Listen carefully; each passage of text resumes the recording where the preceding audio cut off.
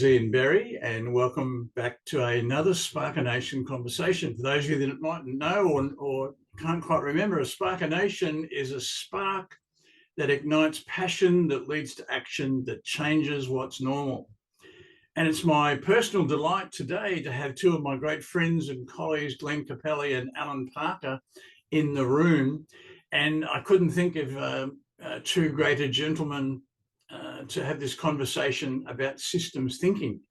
Glenn and I had a conversation a month or so ago, and I thought I'd begin with a couple of things that we had there. The first was a quote from Peter Senge, and it says that systems thinking is a discipline of seeing wholes. It's a framework for seeing interrelationships rather than things, for seeing patterns of change rather than the static snapshots. I kind of like that. And Glenn then put into some sign language, and Glenn, hopefully I've remembered it as, did I remember that correctly? Yeah, so I thought both of those things are a good place, gentlemen, for us to get stuck into. Well, what is this systems thinking, and why is it important today and for the foreseeable future? Magic. And if I can reintroduce that concept of signing, and the beauty of sign language, Auslan or any of the sign languages around the planet, any of the 250 at least sign languages that existed for our Indigenous folk before Europeans even thought of hitting these shores.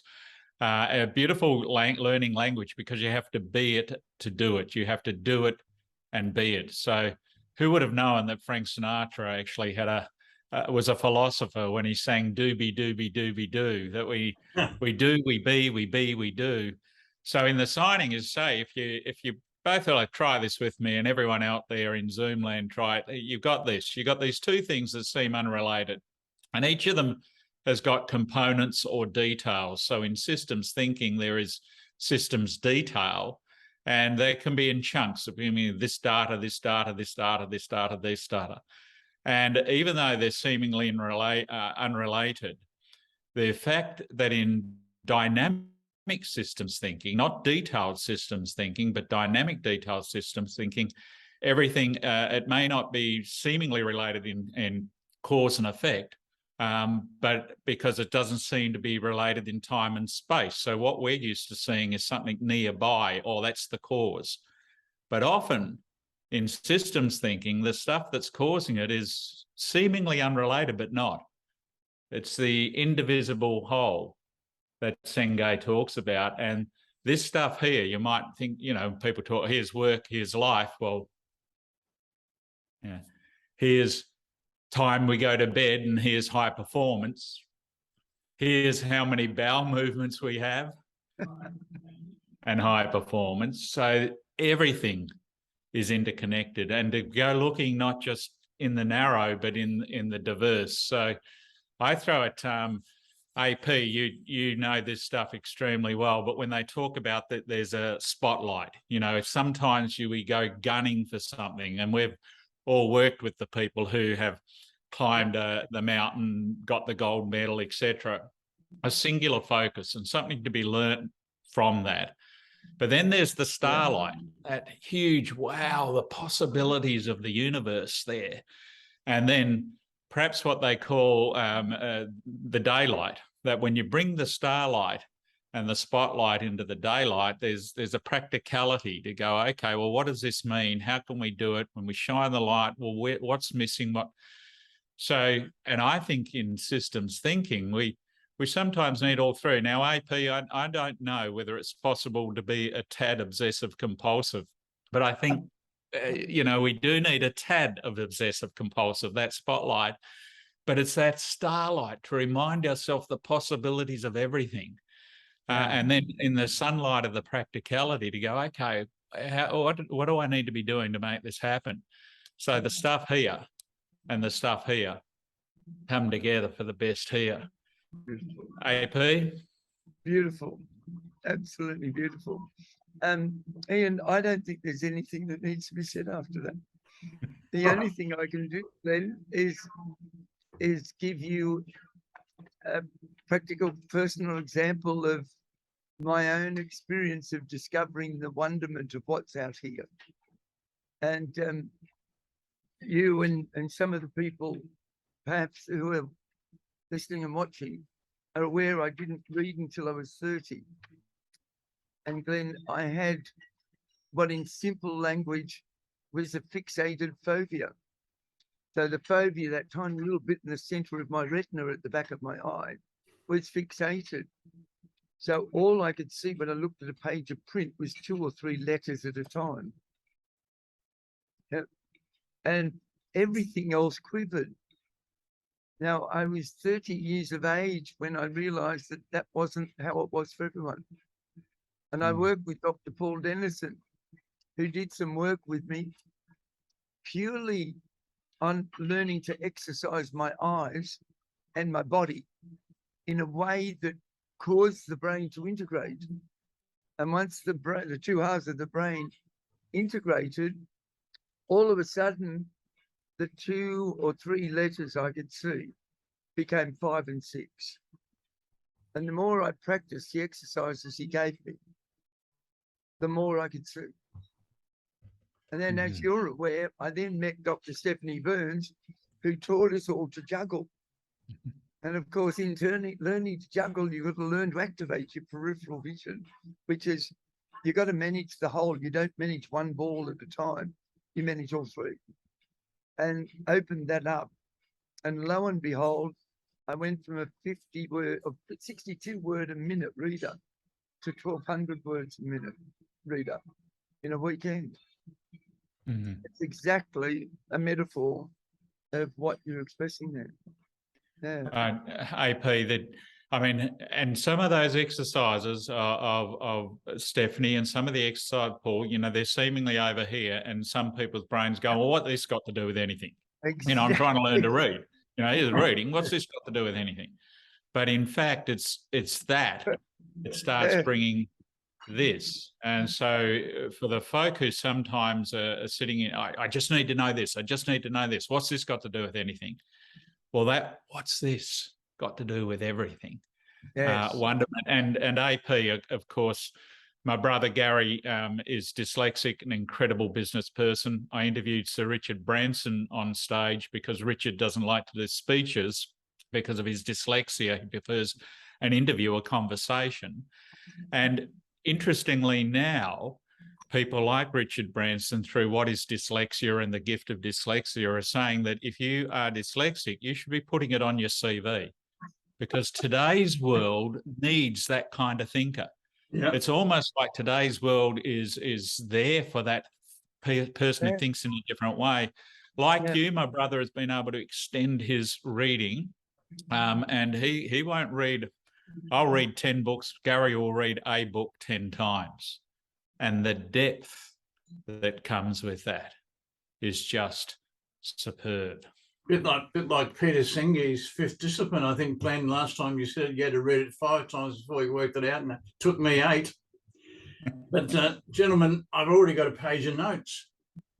And I guess one of the things that strikes me in dealing with leaders is a tendency, I guess, to compartmentalize. So this is one thing focus. And in many ways, one thing's become the thing. Yes. And yet, while the CEO say is focused on this, there's all of this. And to not see all of this and be able to bring it together, I think is now a flaw of a lot of CEOs, and a lot of politicians and other leaders as well. And so I wonder, how do we get what you're talking about? I think there was this and then this and then this. How do we make it mainstream? How do we make it every day? Well, there's a great challenge, of course, and we've talked about this often, that the brain, in order to survive, has got a very strong binary button, run, fight, flight kind of instinct. And it's almost been needed in the past, because it's like, okay, if do this or else this. So that in between, that nuancing ability, we may not be so good with. It's still, you'll have organisations that will go, okay, our purpose now is to hit this target. They aim for a target. It seems to motivate people to get that target. And then they'll go, okay, we got that target, so the next one is to get that target. And sometimes they can be, and I think the beautiful work of Mihaly Csikszentmihalyi, the flow man, lovely gentleman. Only bloke on the planet who can pronounce it properly.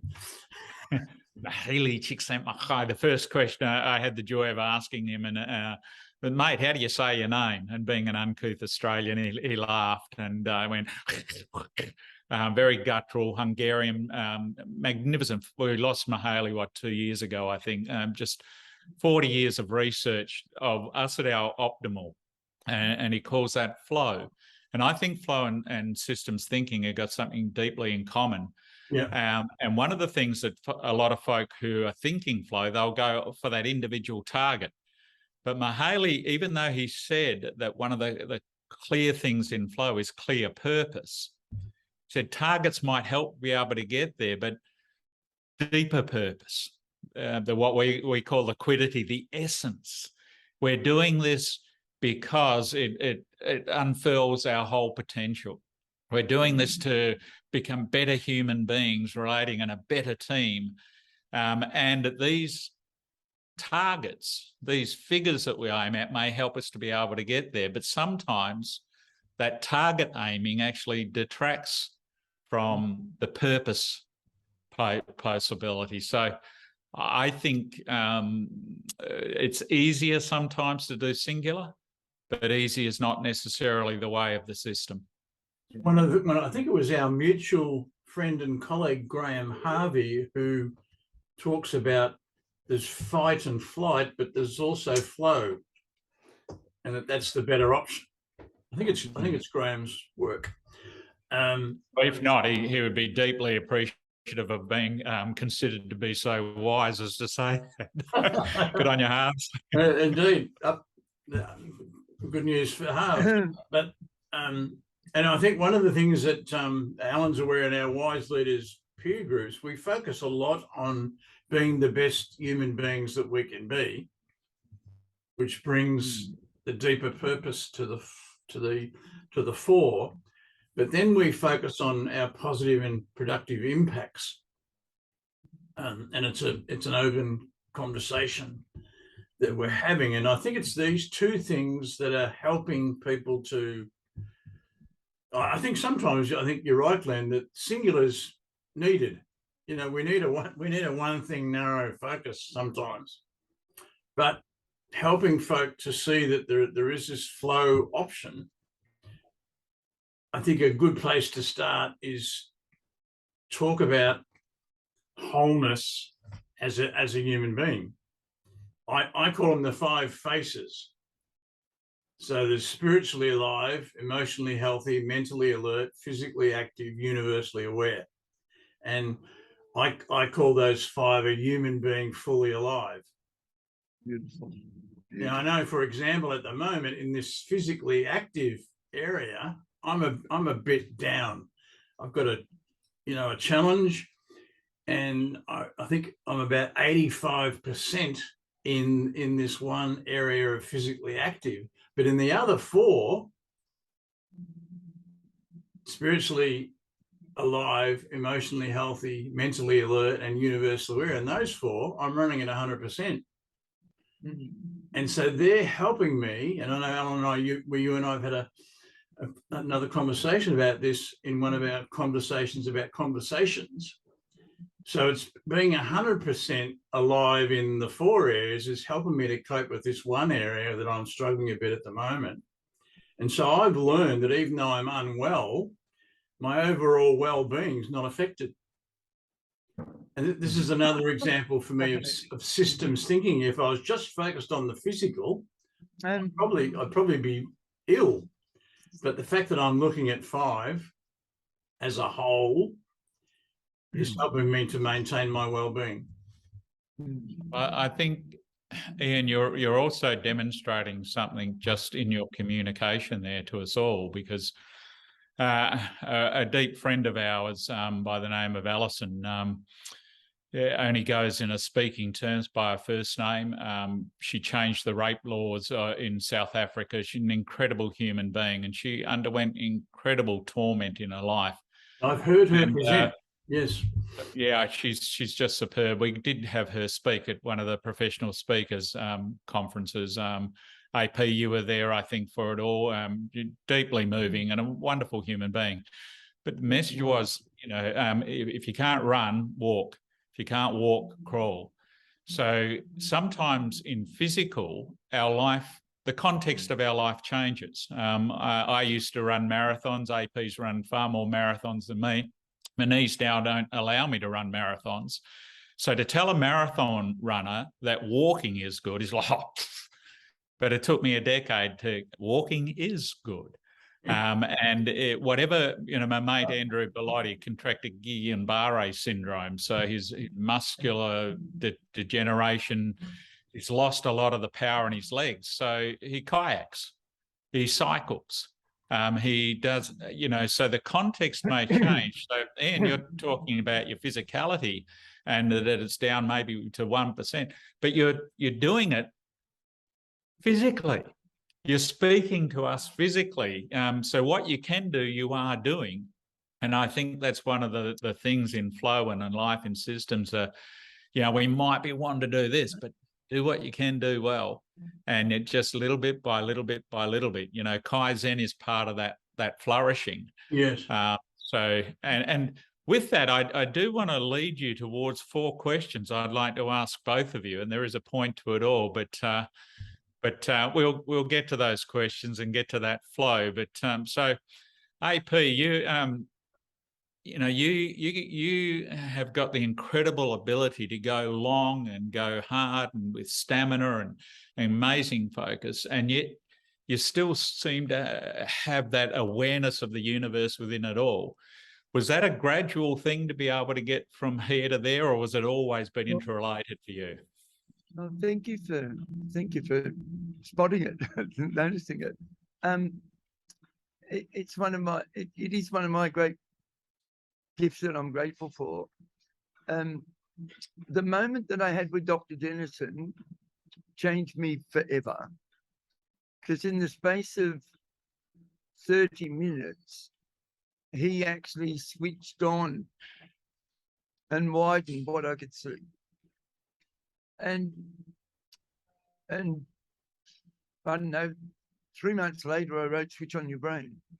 And I'd become a devotee for the fact that there had to be neuroplasticity, that the brain had to be regenerating. And that meant that there had to be potential that we had no concept of.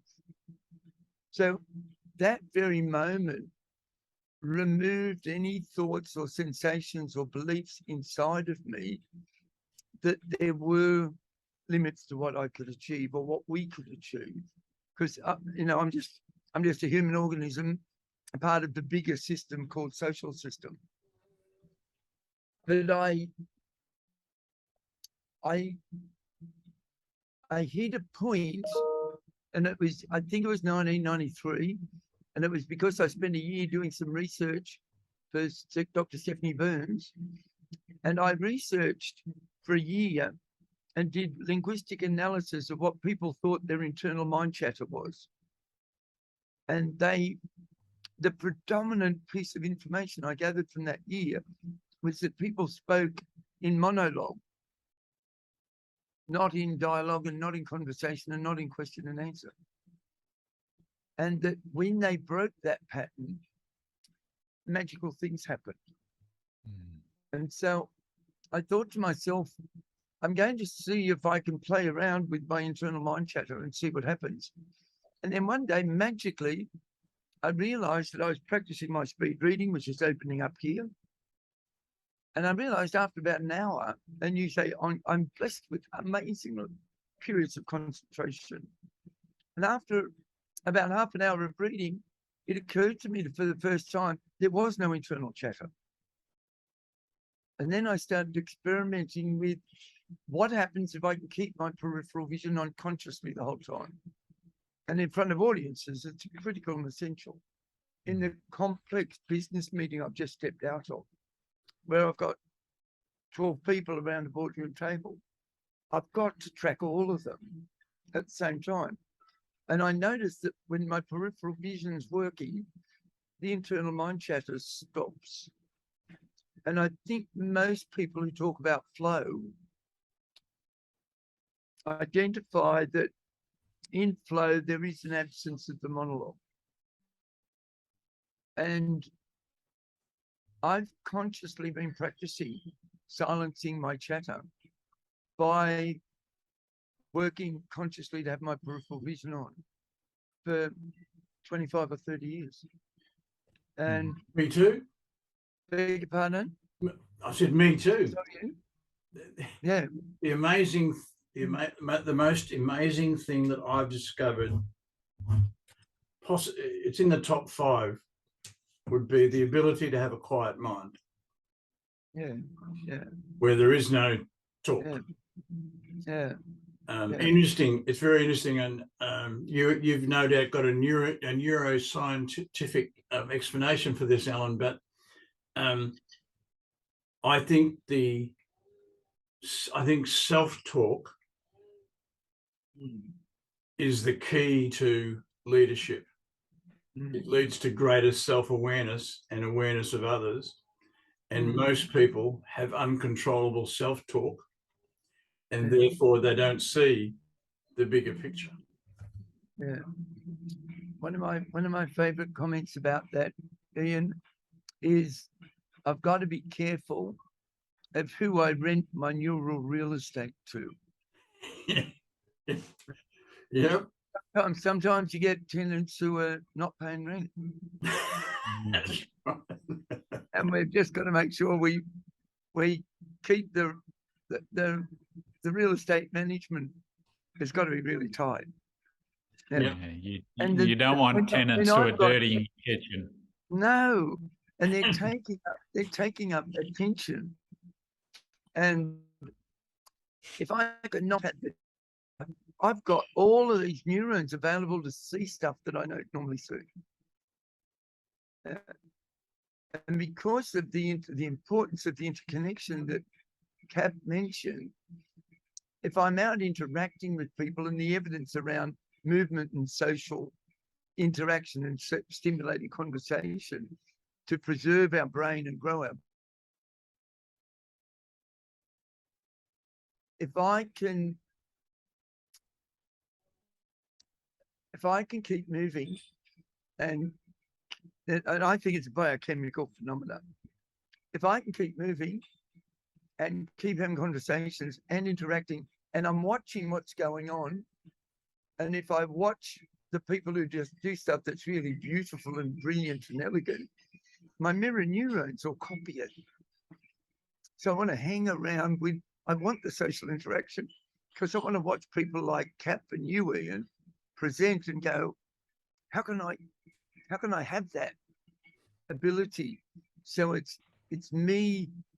And in fact, I often say to people when I'm presenting, you're watching Alan Parker do it, but it's Glenn Capelli, it's Ian Berry, it's Amanda Gore, it's Michael Grinder, it's John Grinder. Every time I pull one of those out, I go, oh, there's Marvin Oka. And I've allowed the system and the quality of the system to permeate into me to become part of me. Yeah. Yeah. Wonderful. So much to that, AP. Could be a good time, Glenn, for your 4 questions, I reckon.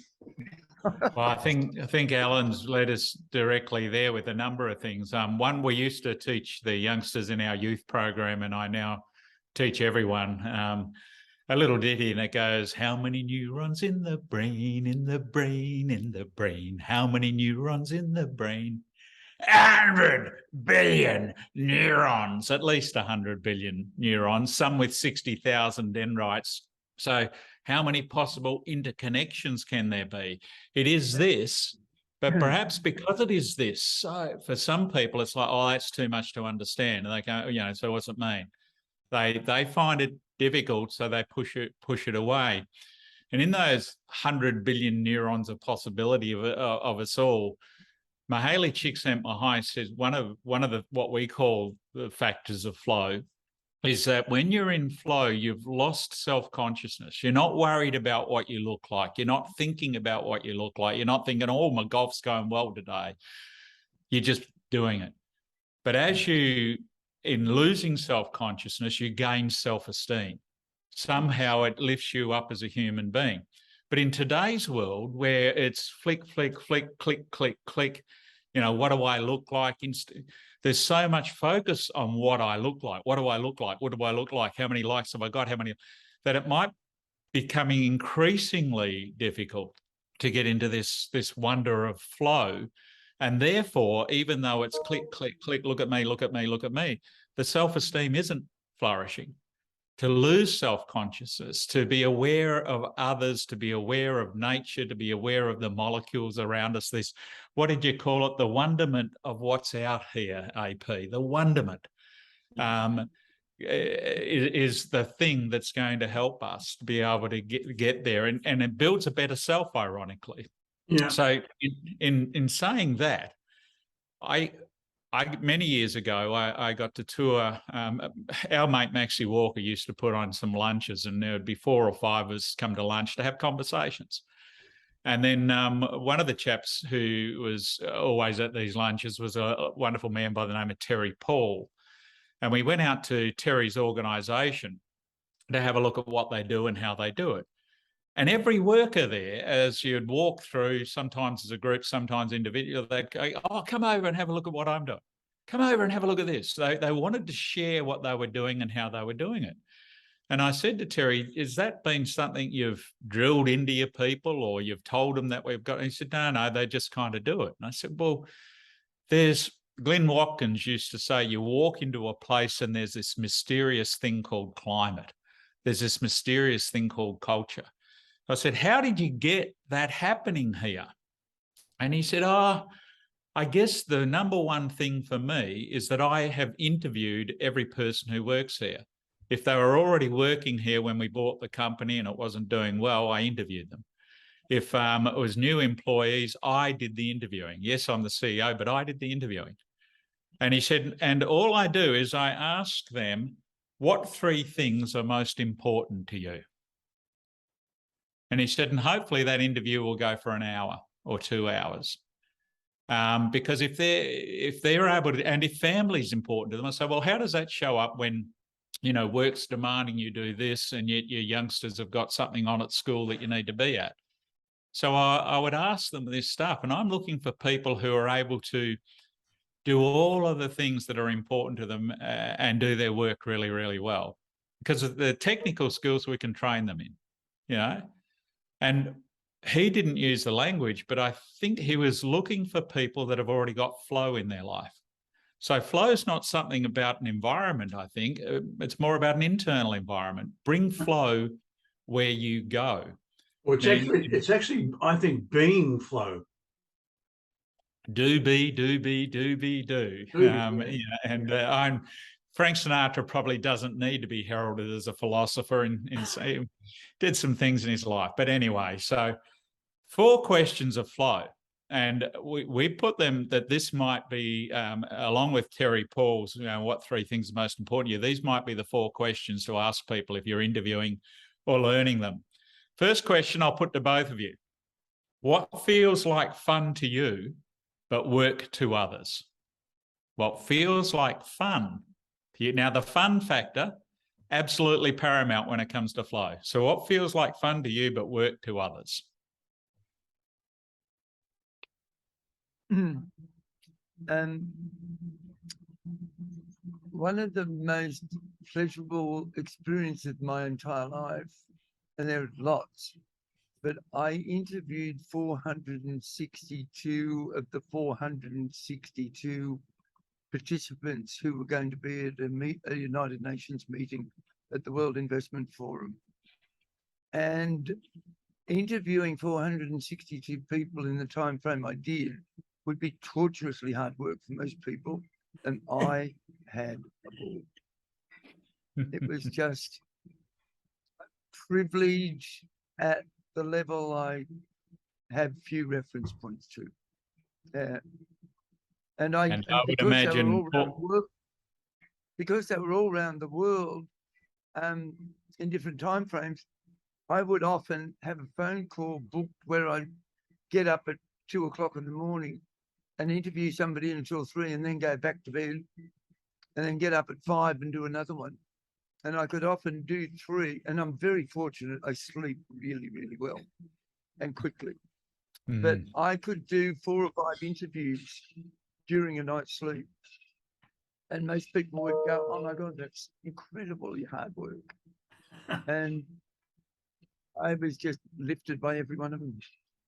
And I would imagine 462 people also had a ball, AP, just to spend some time with you. Ian? Well, I'm still sitting with losing self-consciousness and gaining self-esteem. I think I'll be a week on that one. And that's probably the joy of what I love to do that others might find hard work. Is I love Alice, what Alan and I affectionately call Alice in Wonderland rabbit holes. I spend more time doing research and going down rabbit holes than probably anyone I know. Most people would find it laborious, but I'm blessed that ideas and insights float into my brain somehow. And I had one just a couple of days ago, for example. I've been sleeping a little later than normal, but this particular day I woke up at my sort of normal time around 6 a.m. and I had this idea that when I opened my eyes, and I thought it was a silly idea initially, but I got up and went about things, and eventually I sat down in my easy chair, not in my office, but in the easy chair, just with my notebook, and I began to write down the possibilities of this idea. And 2.5 hours later, I was firmly down this rabbit hole. And then I went and did all this other things, looking at what various people were saying and yada, yada. So I could be there forever down these rabbit holes, but most people... Well, you've led us to question 2 and answered it straight away, because Csikszentmihalyi says we know we're in flow when time flies. Okay. So the second question to ask of folk is, what makes you lose track of time? So in your researching, 2.5 hours disappears and you look at your watch and you think it's been half hour. Are there other aspects in life that make you lose track of time? And AP, you'll be thinking, no doubt, there are a multiplicity of things, I would imagine, for yourself, but where you can spend, like that hour you would spend with people on the phone in deep conversations, probably felt like 5 minutes. Yeah. And truly confirming that, Cap, I couldn't tell you how many people make the comment, we can't possibly be finished. We can't possibly have done the hour. Yeah. So they do feel like they're very quick. Yeah. And maybe, Alan, I sometimes, I hope the world is not losing that ability to have those conversations, to have flow conversations with each other that are deep, that are meaningful, that are wonderful, that are uplifting, where we've lost self-consciousness, we're gaining self-esteem. Yeah. The art of the conversation we may be struggling with. Yeah. I think one of the things that we say in the Wise Leaders peer groups, and we often have this as a sign-off, one of the pillars of wise conversations is that they're continuous. You know, they don't end. I think we lose track of time in pretty much every conversation in Wise Leaders, because we only meet for an hour, but it's like, oh shit, the hour's Yeah. gone. A quick one for me is I'm lucky that surrounding my property here, Glenn, you've seen them. I have cypress trees. In fact, you trimmed a couple with your chainsaw a while back. But I often sit. I've got a particular post that I'll do some. I might mow the back lawn and then I'll just have a sit. No particular reason in mind, but I've been known to sit for quite a while. And I'll look up and I've completely lost track of time. Sometimes several hours have passed by. And I think this is being flow. Yeah. You know, there's things to do, but when you're done, you've got to be flow again, don't you? That you're proving to us all, perhaps the most important post is not a tweet or an email, but the one you sit on to have contemplation and reflection time. Love it. Yeah. So the third question, where do you get greater returns than the average person? And I don't know if there is an average person, but where do you get greater returns? And this is, I guess, one of those factors in flow that, you know, the Richmond Footy Club, when they were struggling, went to their players and said, where do you have the most fun? You know, which position do you love playing and how do you love having the most fun with it? So pretty well they were asking where do you get your greater returns? And they listened to those answers, put players where they wanted to be, and 3 premierships later, thank you to flow. Yeah. My first answer is conversations like this. Alan and I thought we might have a couple of, and we call them conversation about conversations, and we've now done 10 and we'll probably go on for quite a while yet. We've only scratched the surface. I think this one between the 3 of us will probably go on for a while yet as well. So yeah, I think one of the things I get the greatest returns is conversations like this. As I say, I've got 10 ideas, but the one about losing self-consciousness and gaining self-esteem, I'll be on that one for a while.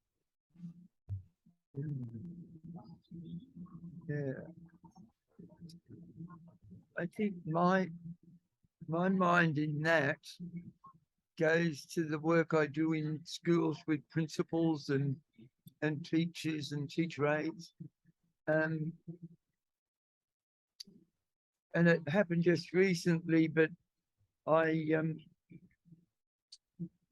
was presenting in a school and I had about 60 staff present, and there was a woman in the group who was new, and I just had that overwhelming sense that I knew her.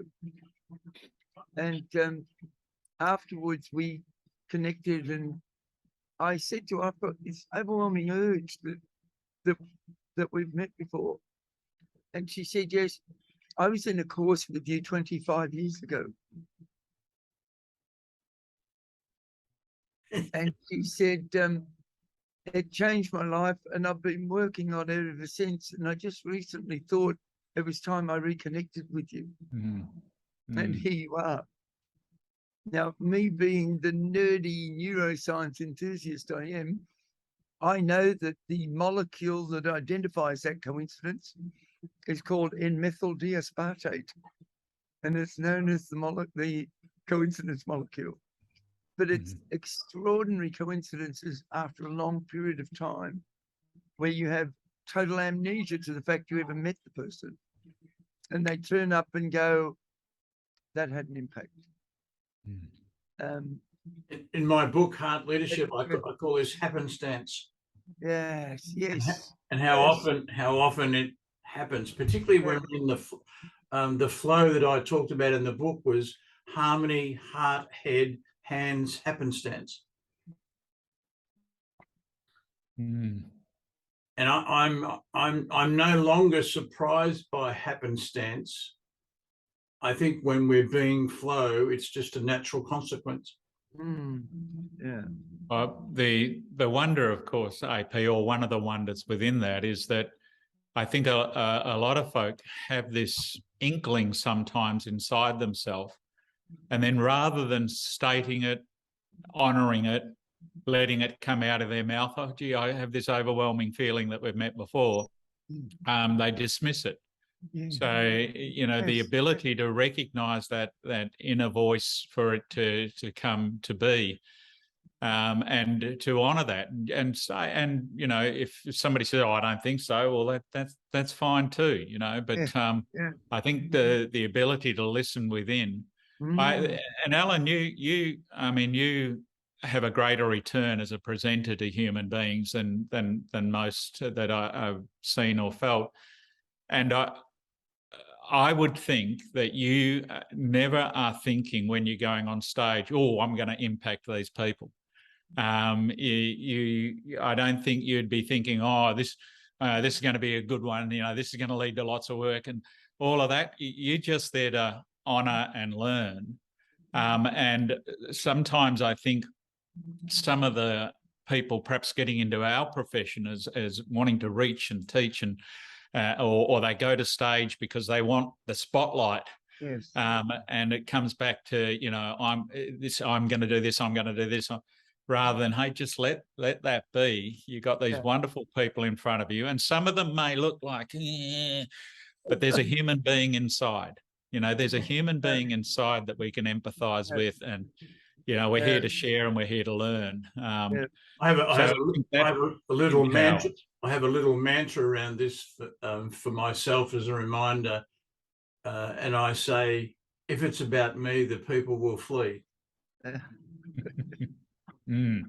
Lovely. And lovely. yeah, if it's about them, then the people will feel. You know, so yeah, it's the final question in the 4. So we had what feels like fun but work to others, what makes you lose track of time, where do you get greater returns than the average person, and then we moved to Fat Swallow, doing what comes naturally.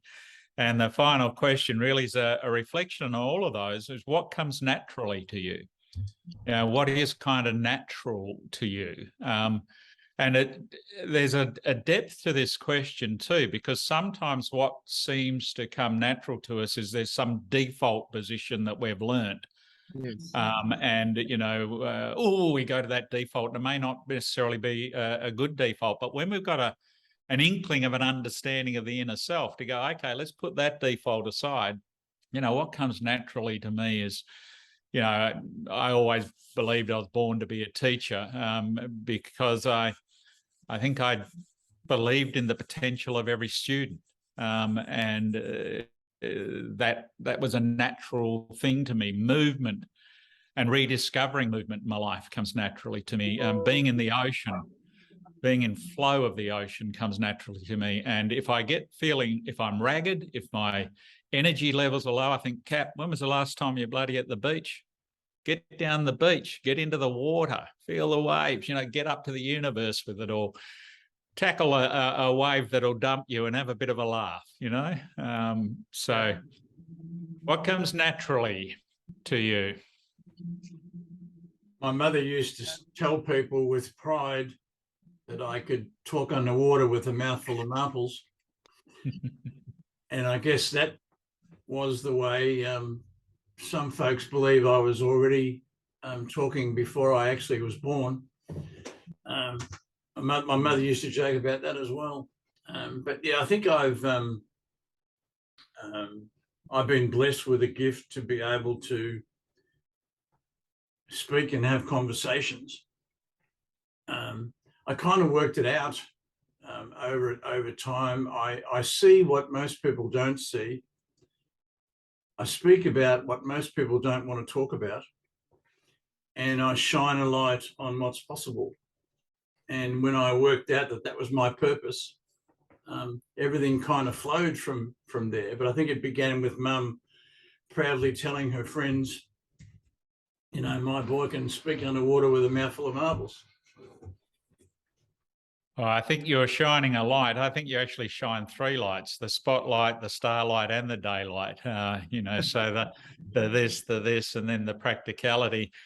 AP? I wrote down four and sort of 5 things. And then I realized that there was a compensatory one. I feel most me from the very early childhood to now. I feel most me when I'm running. I was put here to run. I picked up a golf club and liked it, and I was a scratch golfer within it just over a year.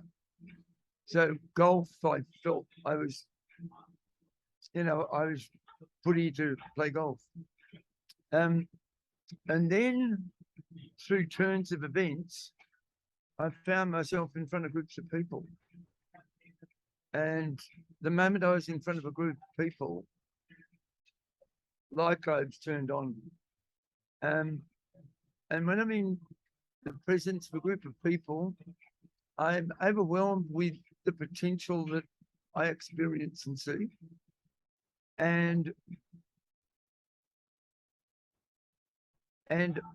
my ears hear agreement in discussions the whole time. And I think I came from a violent alcoholic childhood, and I remember as a kid being so confused because I'd hear my parents argue, and I could hear more things they agreed on than what they disagreed on. And that, it's why I'm successful as a negotiator. I don't hear the noise and the disagreement. Well, I hear it, but I don't give it attention. But I spot the agreements that people have missed in their agitation. A wonderful gift, I must say, Alan. Wonderful gift. And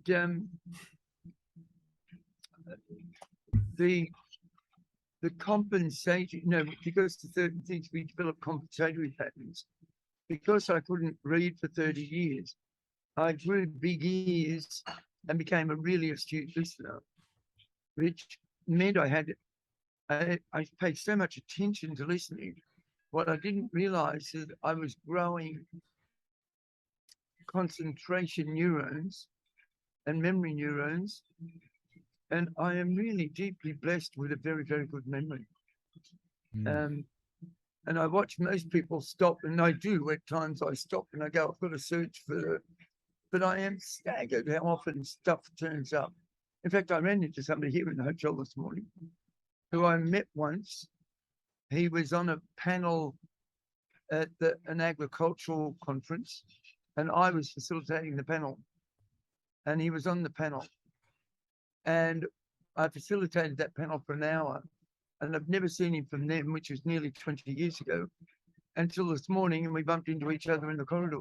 Happenstance. And out of my mouth came, "Hey, David, how are you?" And he went, "How did you do that?" And I go, "I have no idea.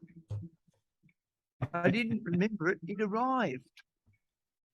And I just love the fact, and I'm sure all human beings do it, we have so many things that just arrive that we miss noticing how extraordinarily brilliant we are. But I have no idea where that name came from. Speaking of happenstance and arrivals, quickly, a few months ago, Glenn, I was having breakfast with a new client, and we arrived at the venue to find they don't do breakfast anymore. And so we moved to a second venue, and they didn't do a full breakfast, and my client was hungry. So we then moved to a third venue, and we got our full breakfast, and we sat down, and I, in my peripheral vision, saw a gentleman walking through the hotel corridor, certain Alan Parker. And I went, "Alan Parker." And he looked at me, hadn't seen me with a beard, I don't think. And never seen him with a beard. But we then embraced, and we renewed our friendship, picked up where we left off, and now we're on this journey having conversation about conversation and today's conversation. So that's a wonderful bit of happenstance, but I think how things just happen naturally, and when they're meant to. Beautiful. Ian, Well, I after must we admit, back to Cap's early comment about it's about the interconnections. Yeah. You know, what beautiful interconnection that one oh, was. yeah, I kept bumping into Alan at airports toilets, Now, which is Cap, not unusual you because we promised you'd spend a never lot of say time. that. You promised you'd never say A that. few things, Alan, from what you were talking about. One, the old joke, why do elephants have big ears? Because Noddy wouldn't pay the ransom. You know, that sparked. The second thing is when I went travelling, left Australia for 3 months and pretty well hit the road for 7 years. I didn't know that, but one of the things I was looking for, I went to Israel and then I went to Ireland. And this was the early 1980s, both were troubled places. But I went because one, I'd studied Islamic religion. I'd studied things to do with Hindu at university. I'd grown up, you couldn't call Kalgoorlie a Christian town, but I'd grown up in a place with a lot of churches. But I didn't know much about Judaism, and I wanted to go to that part of the world to find out what were the common things in the religions rather than the things that were pulling them apart. And then I went, of course, to Ireland to go, okay, here's supposedly two denominations within the same religion, and why they're doing this rather than this. So that finding the interconnectivity really resonates with me. And I'd like to say also, as I guess we move this conversation through to whatever we do next time, but I think in every office, in every building, in every organisation, in every school, there's somebody sitting there only using 10, 15, 20% of their potential. And if we can find the way to get the environments to allow people all their possibility, then all of that performance, all of that productivity, it happens. And it happens kind of naturally. It happens in flow. Yeah. But it's our ability to recognise that and create the environment to allow that to happen. Yeah. I'm calling them possibility conversations. And we live, of course, the quantum physicists have taught us that we live in a world of infinite possibility. And every time we are faced with reality, we've got an unlimited next move. And I find that both refreshing but also challenging.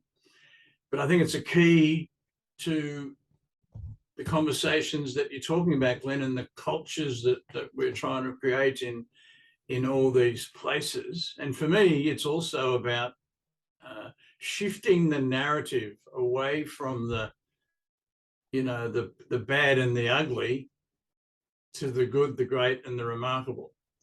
Because one of the rabbit holes that I've been down for quite a while now, and I started writing a paper about it, but there is a lot more good news in the world than there is bad. And yet the pervasive false narrative is that we live in a bad place, and we don't. And this could be the new PC, Ian Berry. Redefining PC as possibilities conversation rather than being stunted by other things. So I think it's time for a bit of a wrap, gentlemen, for this conversation. Alan's particularly good at raps. Yeah, we did. So any sort of closing comments, gentlemen? My usual tendency is to want to pull a summary, but today I'm overwhelmed by a gesture of Cap's right hand back to his hand. And the comment, I think he said something like, sometimes it's those things out there that make no sense, that when we put them in here, make the difference. And I think it's those things that we don't logically know or understand have a place that can actually ignite the possibility. Yeah, that for me was the high. That right hand of yours went out and I went, oh, yes. There's a lot of... Yes, the ability to stay open to the possibilities. It's yeah. And a lot of joy for me in